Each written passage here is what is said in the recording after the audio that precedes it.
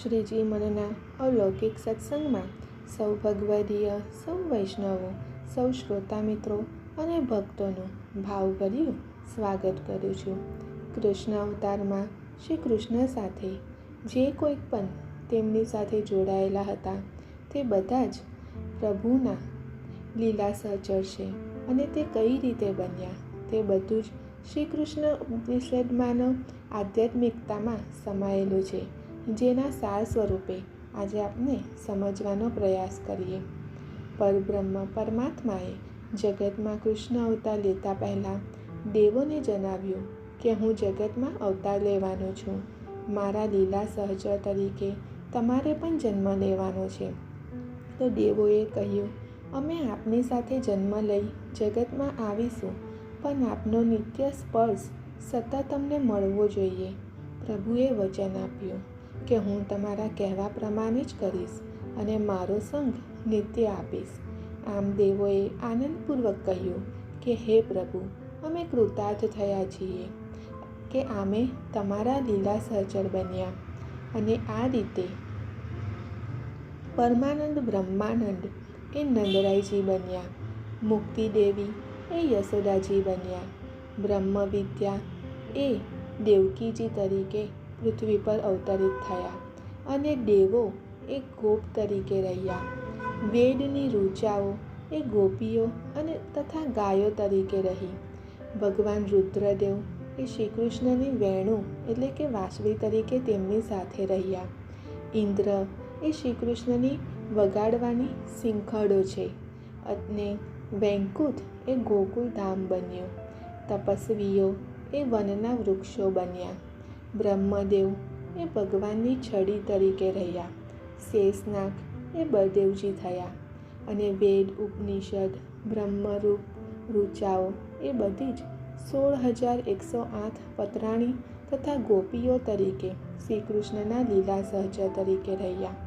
દયા એ માતા રોહિણી તરીકે તેમની સાથે રહ્યા.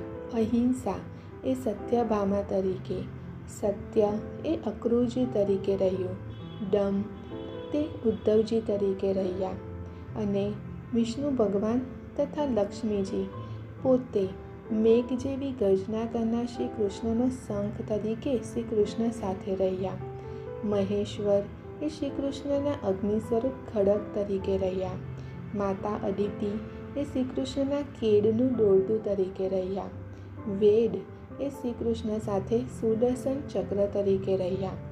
ધર્મ એ વૈજયંતી માળા તરીકે પ્રભુએ ધારણ કરી. હાથમાંનું કમળ એ જગતનું બીજ છે અને ગરુડજી એ વ્રજના ભાંડી નામે વડ આવેલું છે તે છે. નારદજી એ શ્રી કૃષ્ણના સુદામા તરીકે રહ્યા અને ભક્તિ એ વૃંદા તરીકે રહ્યા.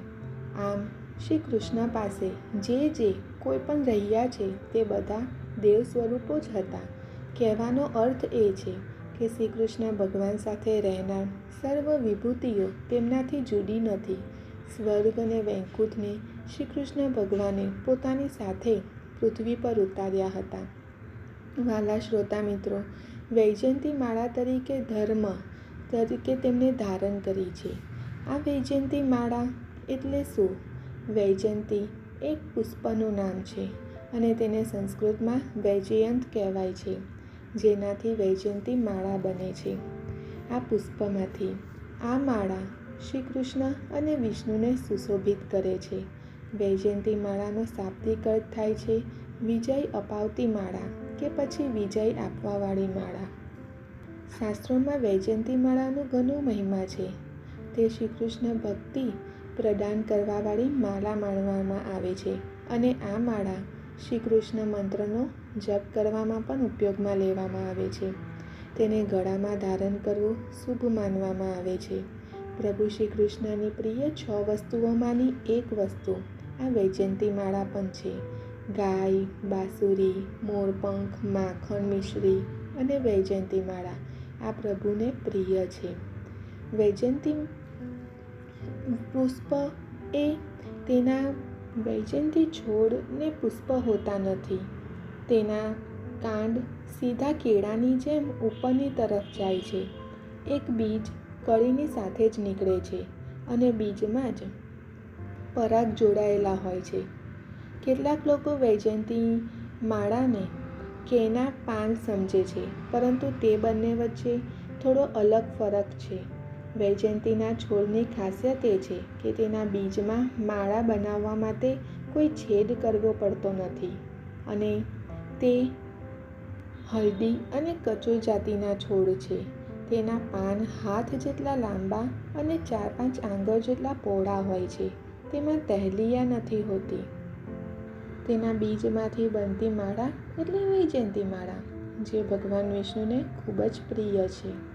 આમ બધા દેવોએ આનંદપૂર્વક શ્રી કૃષ્ણ સાથે પૃથ્વી પર અવતરિત થઈને લીલા સહચર બન્યા અને પ્રભુનો નિત્ય સંગ રાખ્યો. શ્રી કૃષ્ણ ગતિ, શ્રી કૃષ્ણ એટલે મતિ, શ્રી કૃષ્ણ એટલે રતિ, શ્રી કૃષ્ણ એટલે ઇતિ. કૃષ્ણ જ છે પરમાગતિ, કૃષ્ણમાં જ શરણાગતિ. કૃષ્ણ જ છે પૂર્ણાકૃતિ અને કૃષ્ણમાં જ પૂર્ણાવૃત્તિ. મિત્રો, શ્રી ઠાકોરજીના દર્શન આપણે કઈ રીતે કરીએ છીએ? ઠાકોરજીના દર્શન કઈ રીતે કરવા જોઈએ? ભગવાનની સામે આંખ બંધ કરીને નહીં, પરંતુ પ્રભુને નિહાળવા જોઈએ. ઠાકોરજીને આંખોથી નિહાળવા જોઈએ. ચરણથી લઈને મુખ પર્યંત અને મુખથી લઈને ચરણ પર્યંત વારંવાર છબીને નિહાળવી જોઈએ. જરૂરી નથી કે 10-12 મંદિરમાં જઈએ, એક જ જગ્યા પર દર્શન કરીએ, પણ શ્રી ઠાકોરજીને નિહાળીએ. જ્યારે પ્રેમપૂર્વક ઠાકોરજીને આપણે નિહાળવા લાગી જશે, ત્યારે મંદિરમાં જ નહીં, પણ આપણા ઘરના જ ઠાકોરજીમાં આપણને વિવિધ અનુભૂતિ થવા લાગશે. ક્યારેક લાગશે કે ઠાકોરજી આજે થોડા ગંભીર છે, તો ક્યારેક લાગશે કે આજે થોડા અનમનસેન્સ છે. નજર તો મળાવે છે, પણ તે શરમાઈ રહ્યા છે. અને પછી તન્મયતા વધશે તો પ્રભુ ઠાકોરજી આપની સાથે વાતચીત પણ કરવા લાગશે. એવી અનુભૂતિ આપને ઘરના ગ્રહ્ય સેવા કરતાં જ થવા લાગશે. ઠાકોરજીના દર્શન આપણે એ રીતે કરવા જોઈએ કે જેથી ઠાકોરજી આપણી સાથે વાતચીત કરી રહ્યા હોય તેવી સહાનુભૂતિ જગાવે.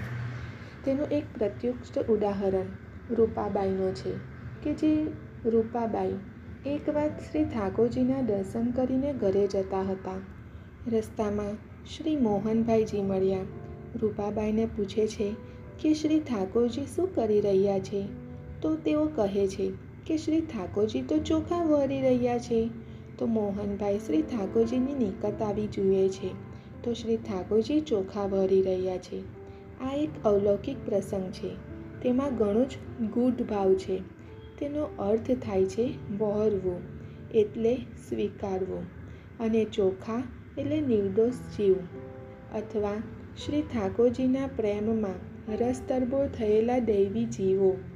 જેમ ચોખા ચડીને ભાત થાય તે ઘણા મૃદુ અને રસમય સ્વાદિષ્ટ થાય છે, તેમ જીવ પ્રભુના રસમાં તરબોળ થઈ, માયાથી મુક્ત થઈ પોતાના હૃદયમાંથી કામ, ક્રોધ, અહંકાર, ઈર્ષારૂપી દૈત્યોને બહાર કાઢે છે. ત્યારે શ્રી ઠાકોરજીના સાક્ષાત પ્રત્યક્ષ દર્શન પ્રભુ કરાવે છે. જેમ રૂપાબાઈને ઠાકોરજીના દર્શન થયા હતા, એ જ રીતે આપણે પણ શ્રી ઠાકોરજીના દર્શન કરી ધન્યતા અનુભવીએ. આજનો સત્સંગ શ્રીજી ચરણોમાં સમર્પિત કરું છું. જય શ્રી કૃષ્ણ.